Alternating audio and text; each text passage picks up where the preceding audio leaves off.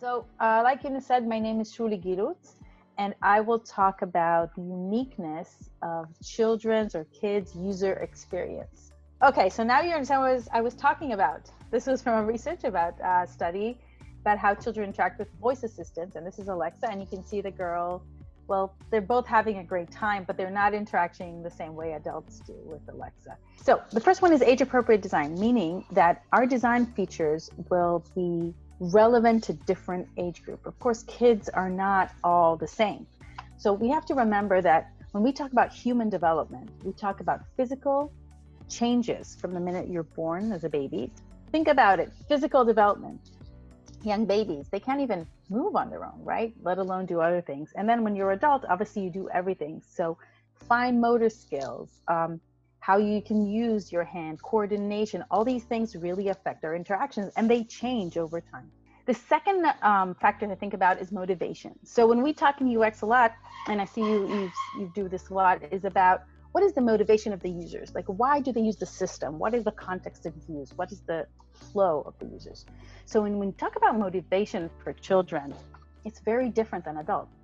A lot of times in HCI and UX, adults are looking for efficiency, a way to make it better. How do I make this website that sells tickets for an airplane? How do I make it easiest and fastest and minimize, the error messages? And when you're designing for kids, that's not necessarily their goal. They're not trying to save time when they go use a product, even if it's a tool. They want to have fun. Fun is really important in their lives, and it should be. It's the way that kids learn, through play. So number 3 we should really look at is the generation gap.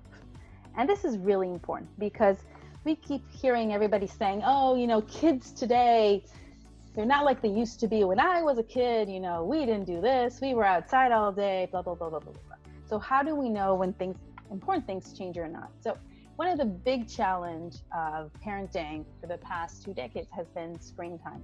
But there is no such thing as screen time. Screen time doesn't mean anything. Screen time matters when you look at the content. So is the content age appropriate? Are they learning something from it? Are they enjoying something from it? That's really what's important. Now, I'm not saying your child has to be on the screen for 8 hours a day, but I am saying that if you're trying to build something in Minecraft, you probably won't get it done in 20 minutes. Okay, number 4, age-appropriate research method. So incorporating kids is critical. You don't want to create a full product and then at the end find out that it doesn't work, that kids don't get it, that they can't use it, that they don't enjoy it.